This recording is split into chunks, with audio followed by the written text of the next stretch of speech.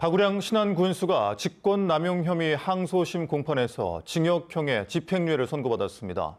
박 군수는 대법원에서 형이 최종 확정될 경우 군수직을 잃게 됩니다. 신광하 기자입니다.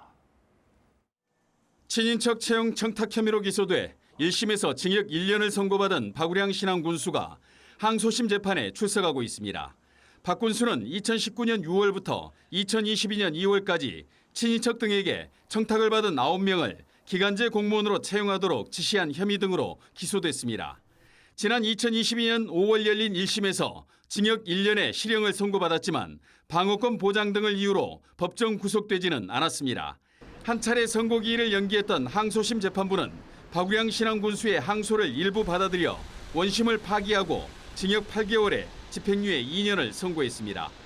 광주지법 형사 2부는 원심의 판단을 대부분 인정하면서도 한 당사자에 대해서는 부당한 지시를 내렸다는 점을 인정할 수 없다며 원심 파기 이유를 설명했습니다. 그러나 박 군수 측이 주장하는 수사기관의 위법 수집 증거 주장은 받아들이지 않았습니다.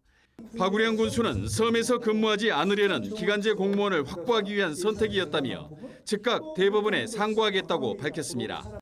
박 군수 측 변호인단은 군수에 대한 검찰 수사는 정파적 공격이라며 관련 서류, 전자정보 등에 대한 위법 증거 수집에 따른 부당 재판이라는 입장을 유지하고 있습니다.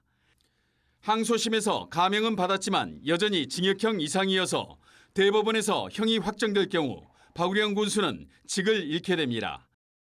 한편 박 군수와 함께 열린 전현직 공무원 등의 항소심에서 한 명은 무죄, 나머지 2명은 벌금형이 각각 선고됐습니다.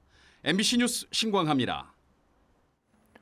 추석을 앞두고 응급실 대란 우려에 따라 정부 여당에서 의대 증원을 두고 기류 변화가 감지되면서 전남 국립의대 신설에 미칠 영향이 주목됩니다.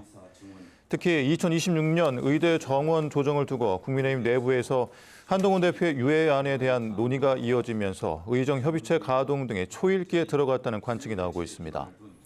목포시는 의대 증원이 내년 수준에서 멈출 경우 전남 국립의대 신설은 무산될 가능성이 높아질 것으로 보고 공모 절차를 서둘러 줄 것을 전남도에 요구할 예정이라고 밝혔습니다.